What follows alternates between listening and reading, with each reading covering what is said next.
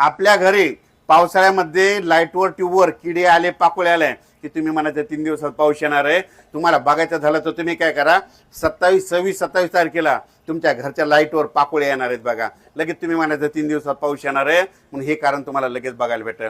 त्याच्यानंतर निसर्गामध्ये असे झाडे प्राणी पक्षी देखील पाऊस सांगतात. यावर्षी तुम्ही बघा, तुम्ही शेतात गेल्याच्या नंतर तुमच्या लिंबाच्या झाडाला गेल्या वर्षीपेक्षा यावर्षी थोड्या कमी लिंबुळ्या लागल्या. गेल्या वर्षी इतक्यात जास्त नाही तर लिंबाच्या झाडाला खूप लिंबुळ्या लागल्या. ते लिंबाच्या झाडामध्ये शेतकऱ्यांनी यावर्षी खूप पाऊस पडणार आहे असा अंदाज लिंबाचं झाड देतात, पण यावर्षी थोड्या कमी लागल्या. मग तुम्हाला अंदाज काय केला, यावर्षी थोडा कमी पाऊस पडणार आहे असा तिने अंदाज दिला. त्याच्यानंतर एक असं झाड आहे ते तुम्हाला सोयाबीनला उतार येईन म्हणतंय, कापसाला उतार येईन म्हणतंय, हरभऱ्याला उतार येईन म्हणतंय. असं झाड कुठं असतंय का? पण आहे. त्या झाडाचं नाव सांगतो.